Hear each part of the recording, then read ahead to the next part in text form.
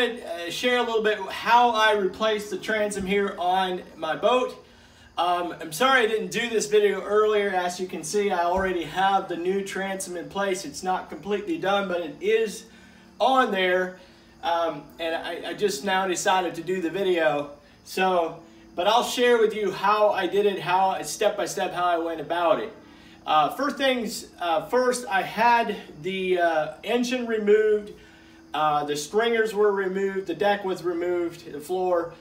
Before I started on this process, I am redoing the entire boat from the hull up, except a little bit up in the cabin area I was able to reuse. But for the most part, everything is being redone on this boat, and I'll be adding more videos on how I did things and how you can do it as well with time. So want to go check that out. I'm also putting this on a blog post on boatrebuild.com. So if you're going to go over there, check it out. It'll share more pictures over there, as well as share with you what tools and what materials I use and exactly how much it cost to redo each section of this boat.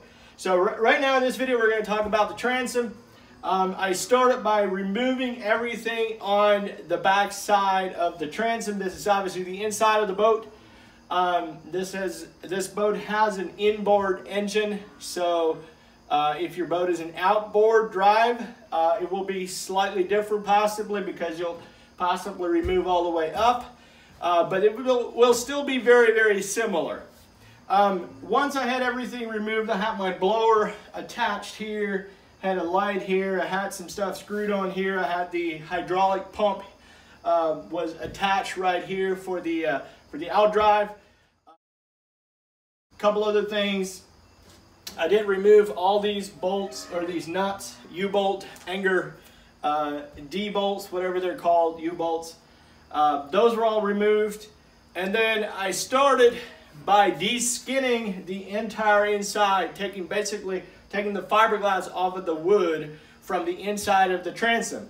Using this tool, which works very, very well, an oscillating flush cut saw is what I call it.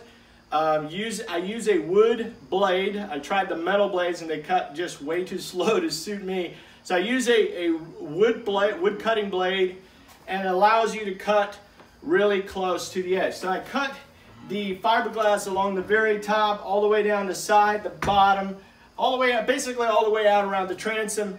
And then I use these little pry bars. I have a couple of them here, a couple of different sizes. And I basically peeled off the skin of the plywood off the transom. After that, I got to the wood, and for me, basically from the water line down, my transom was rotted, and from the water line up, it was still very solid.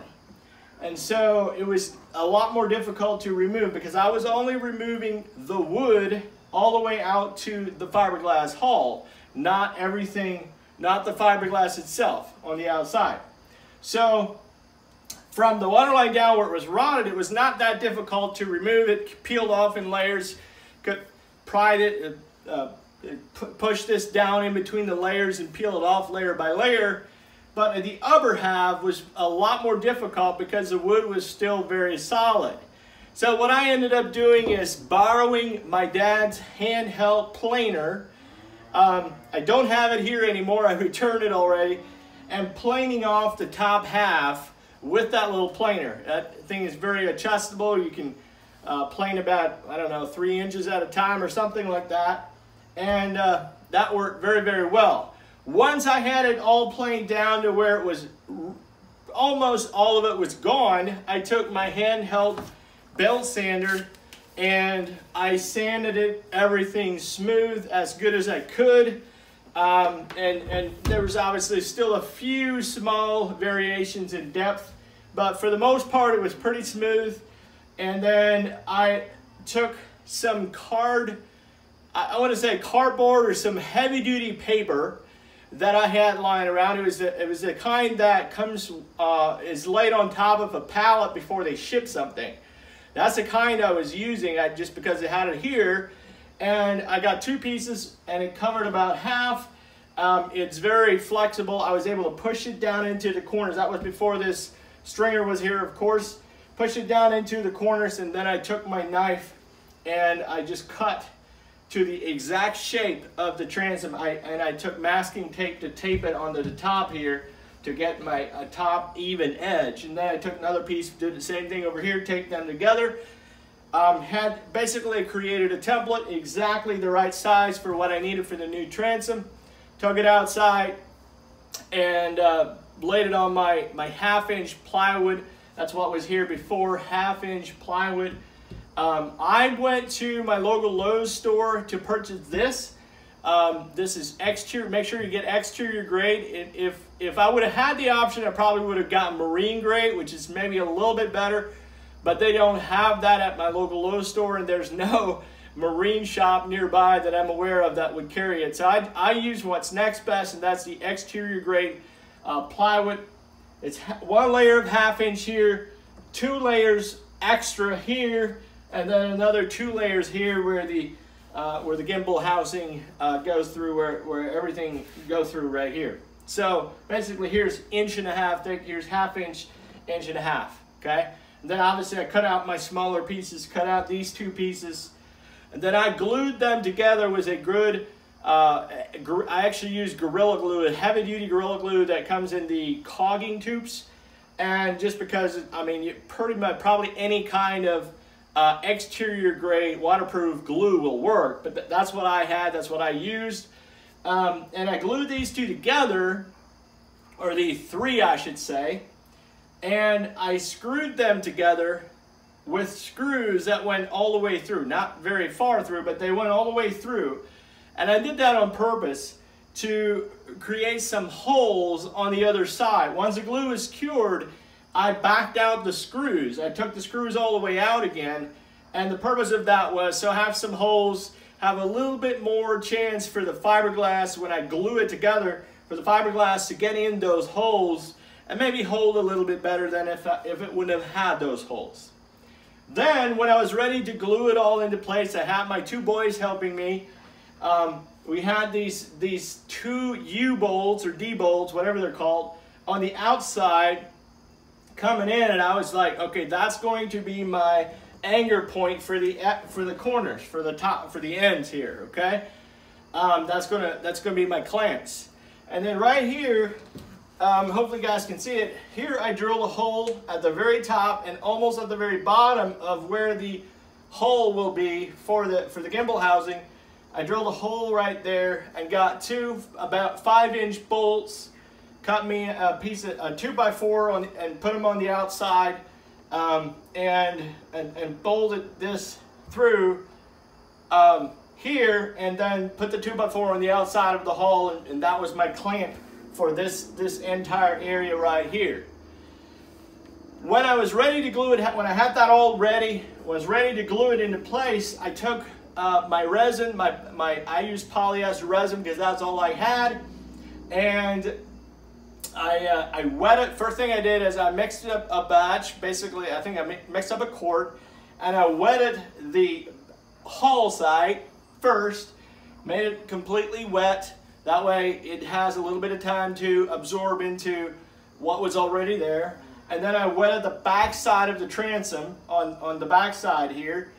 And so we have both surfaces wet.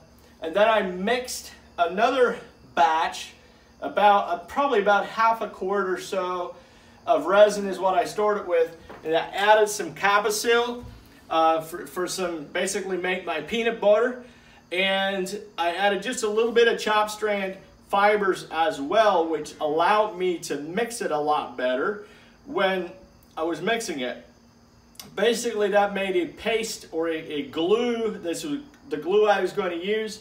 I spread it onto the hull side, spread it out with a trowel, and got it evenly coated. And then I put my transom against it, attached my bolts for my clamps on the end, attached my 2x4 clamps here in the middle, one at the bottom, one in here in the middle. And then I was like, okay, so there might still be a little bit of air pockets in between you know, where it's not clamped, like right here would not have been clamped very much. So I took some more polyester resin. I did this right away. I did it before it had time to cure. Took some more polyester resin, mixed it up, just put the hardener in. It did not mix the cavasil in, just the regular resin, and I dumped it along the top edge all the way across. And that was so that if there's any holes where it's not clamped, it can soak down into there and fill that all up. And I think that worked very, very well. Within probably about 20 minutes or so, 15-20 minutes, I had a little bit of resin coming out at the very bottom. So I thought that was good. So that was basically the process. Then I tabbed the edges and the bottom. I have not tabbed the top yet. I'm going to put some fillet, mix up some fillet, some more putty, and fill it up here, as well as I did some filleting last night down here at the edges. And then we're going to put another strip of tabbing over top. Probably should have done both of those right behind each other, but I didn't. I'll probably have to sand it a little bit before I do that. But that's the process. And then we're going to cover this entire transom on the inside with fiberglass as well. Once we have the filleting and the tabbing done, then we cover it, the entire thing with... one more thing I did, I'm going to be very, very careful on trying not to let this new transom rot by sealing everything off that might, you know, possibly get water into it. And so when I drilled these holes for these bolts, I oversized them a little bit, and I might even oversize them a little bit more. I'm going to take those out again, take them out before I do the inside of the transom, do the fiberglass there, and I'm going to fill those holes with resin and then re-drill the exact size that I need once that is cured. That way we've got, you know, we've got some polyester, some glass along the inside of the holes. And we'll do the same thing down here with these holes as well. I'm going to have to cut this out and probably use it. I don't have a jigsaw right now, so I'm probably going to buy a jigsaw and then drill the holes for this.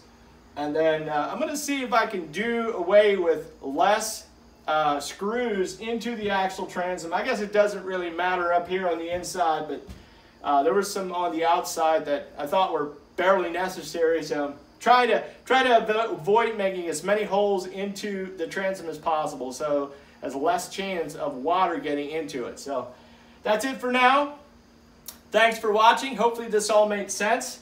The number one tool that I absolutely love for doing a job like this, especially the removal part, is a flush cut saw like this, the oscillating multi-tool, Dremel tool, whatever you want to call it.